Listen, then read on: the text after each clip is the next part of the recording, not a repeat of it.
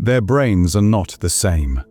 A week ago, the Artemis II crew splashed down off the coast of San Diego. A day later, 4 astronauts walked onto a stage in Houston to wave at cameras, hug their families, and smile for the photographs. What nobody outside a small circle of NASA flight surgeons wants to say out loud is that the organs sitting inside their skulls physically moved while they were gone, and some of what changed may not change back. For almost a decade, peer-reviewed studies of astronaut neuroimaging have been reporting this quietly, in journals most people have never heard of, while the press conferences stick to flags, music, and triumphant speeches. No human brain has ever traveled as far from Earth as the 4 that came back from Artemis II, and no human brain was ever designed to make that trip. So let's talk about what actually happened inside the skulls of the 4 people who just flew around the moon. Start with something simple. Your brain is not glued to the inside of your head. It floats. It sits suspended in a layer of cerebrospinal fluid, a clear, salty liquid that cushions it, feeds it, flushes it clean. On Earth, gravity pulls everything downward. Blood pools in your legs. Your heart spends its entire life pumping uphill to your skull. Your body has spent 4 billion years evolving for exactly this arrangement. Now take that arrangement and throw it away. The moment the SLS rocket cleared the tower on April 1st and the crew of Artemis II transitioned into microgravity, the rules changed. No more down, no more pooling. Fluids that normally sat in the lower half of the body began migrating upward, toward the chest, toward the neck, toward the head. Astronauts call this puffy face, chicken legs. The face swells, the legs thin out, and anyone who's seen photos from the International Space Station has seen this without knowing what they were looking at. What they weren't seeing is what happens above the jawline. Because that fluid shift does not stop at the cheeks, it keeps going. It pushes upward into the skull, where there's nowhere for it to go, and it starts rearranging things. Within hours of reaching orbit, the brain begins to drift upward inside the cranium. By the end of a long-duration mission on the International Space Station, MRI scans have shown the brain physically displaced toward the top of the skull, pressing against the bone, narrowing the normal gaps where cerebrospinal fluid is supposed to flow freely. A 2017 study published in the New England Journal of Medicine examined 34 astronauts and found this upward shift, along with a narrowing of the central sulcus, the deep groove that separates the front and back halves of the brain, occurring predominantly in those who had spent 6 months or longer in orbit. Artemis II was only 10 days, which is a fair objection. So let's be honest about what we know and what we don't.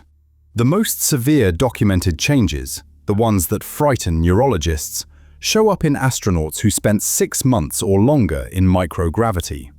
Ventricular expansion, which is a clinical way of saying the fluid-filled chambers inside the brain swell up like balloons, appears to do most of its work in the first 6 months of a mission and then plateau. A 2023 study in Scientific Reports tracked 30 astronauts and found the ventricles of 6-month crew members expanded by more than 3/4 of a milliliter. That doesn't sound like much. Your brain disagrees. Here's the number that should stop you. When researchers followed up on those astronauts, they found it took roughly 3 years for the ventricles to return to something resembling normal size. 3 years. For a 2-week flight, the effects are smaller. For a 10-day flight like Artemis II, they should be smaller still. Should be. But we have almost no data on what a 10-day flight beyond low Earth orbit actually does to the human brain. Because only 24 people have ever traveled that far, and the last of them came home in 1972, before MRI scanners existed. Wiseman, Glover, Koch, and Hansen are, in a very real sense, the first humans in history whose brains have been scanned before and after a trip beyond the moon's far side.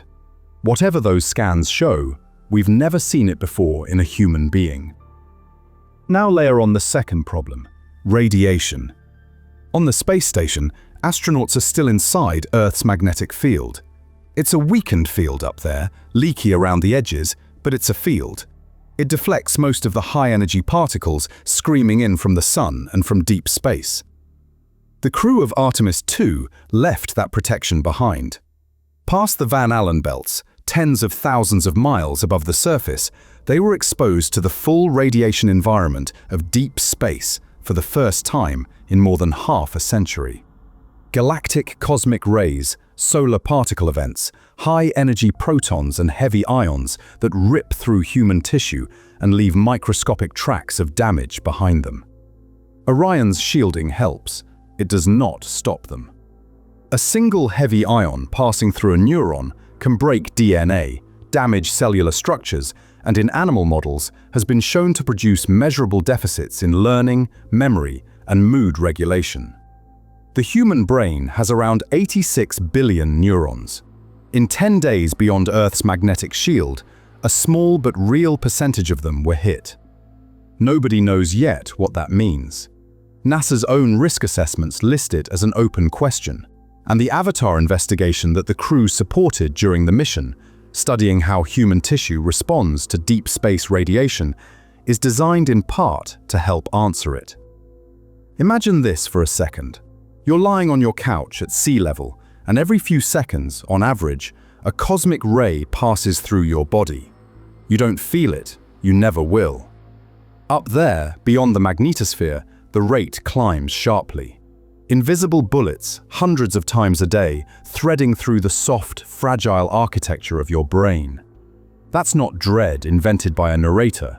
That's the measured background level of the radiation environment Orion was flying through. Then there's the pressure itself. Inside the skull, when fluid shifts upward and has nowhere to drain, intracranial pressure can rise. Not dangerously at first, just subtly, chronically, for days at a time. The body has a clever way of dealing with excess fluid pressure on Earth. You stand up, gravity does its work, and the pressure equalizes. In microgravity, standing up doesn't exist. The pressure stays elevated, and over time, it starts to show up in the strangest place imaginable: the eyes.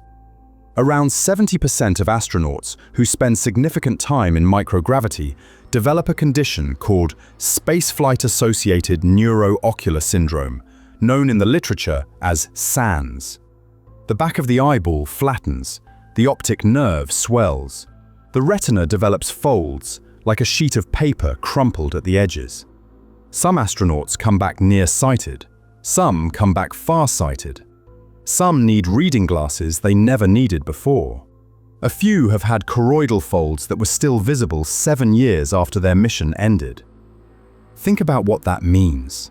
A person climbs into a spacecraft with perfect vision, flies around for 6 months, comes home, and for the rest of their life, their eyeball has a different shape than it used to have. This has happened to the majority of long-duration astronauts. It is not a rare outcome. It is the default outcome. For a 10-day mission, SANS is less likely to develop to that severity. But the same underlying mechanism, the headward fluid shift, the pressure changes, the remodeling of tissue that never evolved to experience any of this, was at work inside every one of the Artemis II crew members from the moment they reached orbit. Christina Koch spent 328 consecutive days on the International Space Station in 2019 and 2020, the longest single spaceflight by a woman in history. Victor Glover spent 168 days on the station as the pilot of SpaceX Crew 1. Reed Wiseman logged 165 days on Expedition 41 back in 2014. These are not rookies. Their brains and their eyes have already been through the long-duration version of this experiment. When NASA talks about post-flight medical evaluations, that is a polite phrase for, "We need to scan these people and compare the scans to everything they had before, because we genuinely don't know what the combined effect is going to be. Now think about the path of the mission itself. 10 days is not 6 months. But those 10 days took the crew 252,756 miles from Earth, further than any human being has ever been from this planet. The combined distance they traveled was 694,481 miles. At their closest approach, they flew about 4,067 miles above the lunar surface, looking down at a landscape no human eye had seen up close since Apollo 17. Here's what nobody puts on the highlight reel. For most of that distance, they were in a tin can the size of a large SUV. 4 adults, 1 spacecraft, a constant low rumble of fans and pumps, no real day-night cycle, no horizon, no gravity, and every few seconds another cosmic ray passing silently through the cabin and through them. The human brain was never meant to process that environment. Some of what it does to process it does not reverse the moment you splash down in the Pacific. So how does this actually feel? Astronauts who have come back from long missions report something they call space fog, difficulty concentrating for the first week, mild coordination problems, words that don't come to the tongue as fast as they used to. The twins study, which compared Scott Kelly's year in space with his Earthbound twin brother Mark, documented measurable decrements in cognitive performance that persisted for months after Scott returned. His body adjusted quickly. His brain took longer. Some of the changes, according to the researchers involved, took more than 6 months to reverse, and a few never fully did. A 10-day flight won't produce those effects at that magnitude, but there is a more immediate thing every returning astronaut experiences, and the crew of Artemis II walked straight into it the moment their capsule hit the water. The vestibular system, the inner ear balance network that tells you which way is up, gets completely recalibrated in microgravity. Your brain stops getting reliable signals from it because there is no up for the otoliths to feel. So the brain does what brains do. It starts ignoring those signals and leans harder on vision and proprioception to figure out where the body is in space.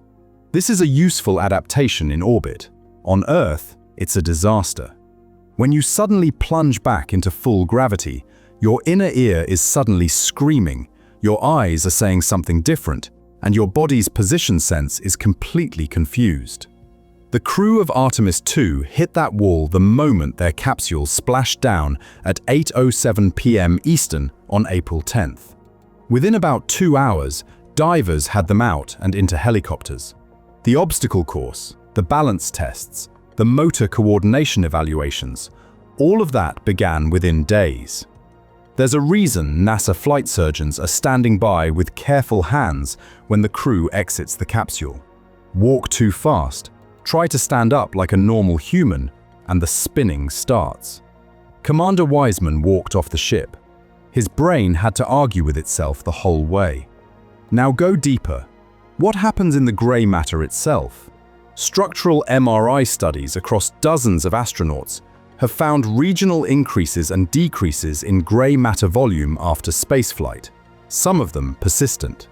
Gray matter at the top of the brain tends to increase. Gray matter around the base tends to decrease. The interpretation is still debated.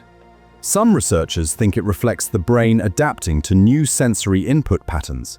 Others think it's partly fluid redistribution being measured as tissue volume. What's undisputed is that a brain after a mission does not look exactly like the brain before a mission, and some of those differences do not fully resolve. White matter, the wiring that connects different regions of the brain together, also shifts. Diffusion imaging studies have found alterations in white matter microstructure in regions responsible for vestibular processing, motor control, and visual spatial cognition. Again, some of this is probably helpful. The brain is rewiring itself to deal with a completely alien environment. But when that rewiring has to be undone on Earth, some of it doesn't come apart cleanly. And then there's the perivascular space. These are microscopic channels around the blood vessels of the brain that act as part of the glymphatic system, the brain's overnight cleaning crew.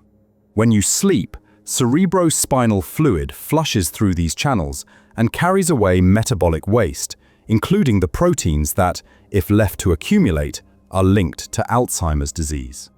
Long-duration spaceflight appears to enlarge these perivascular spaces, and the enlargement persists after return to Earth. Nobody knows yet what that means for long-term brain health. It might mean nothing.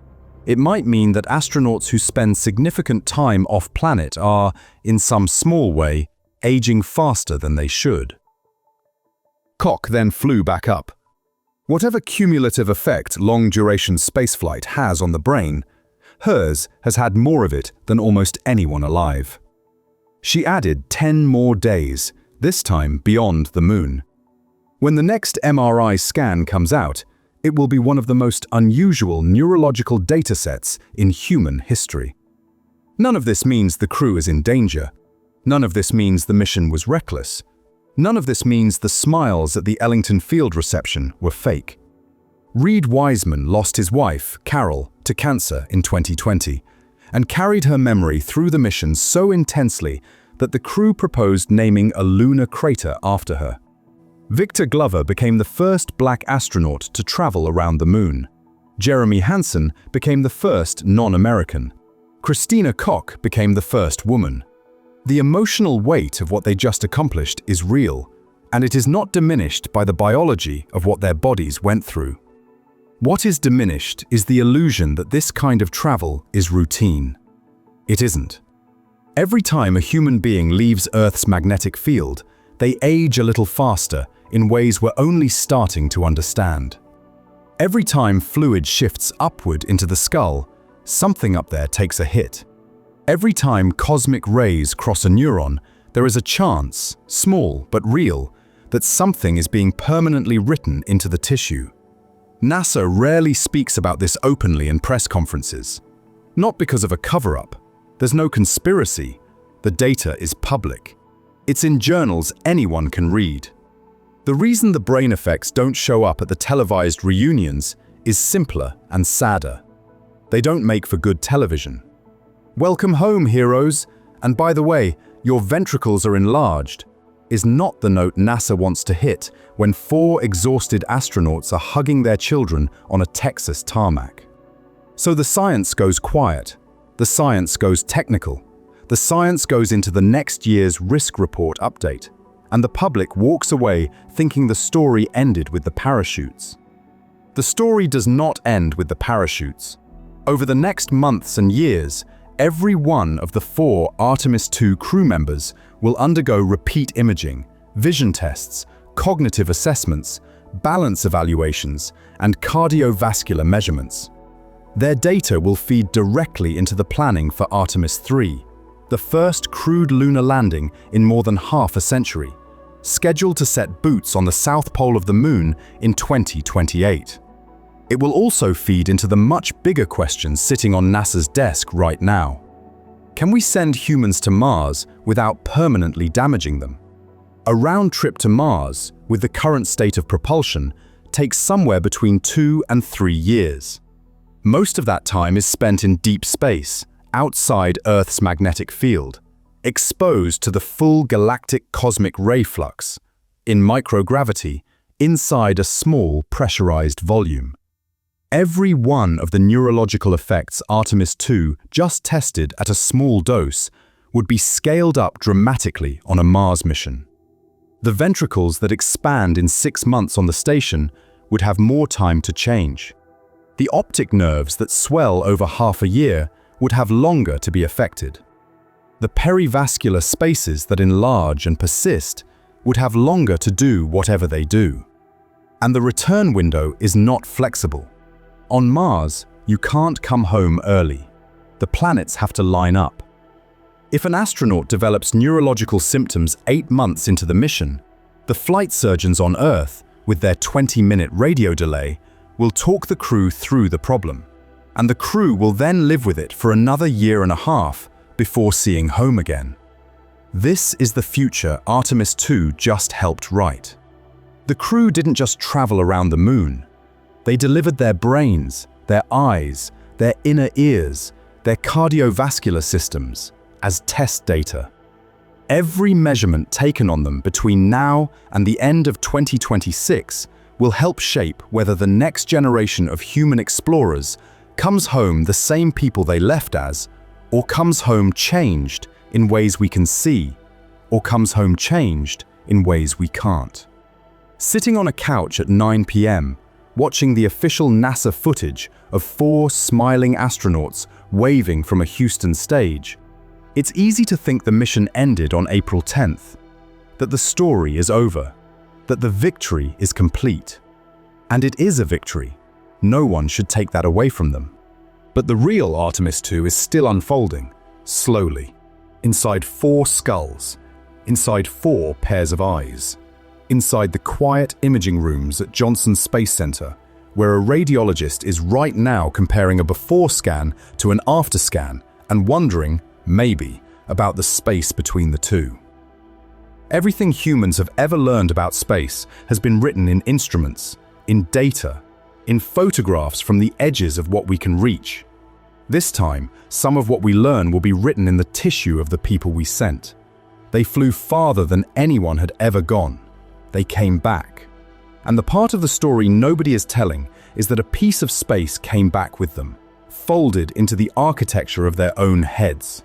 And it's going to take years to find out exactly what it did there. Thanks for watching, and I'll see you in the next one.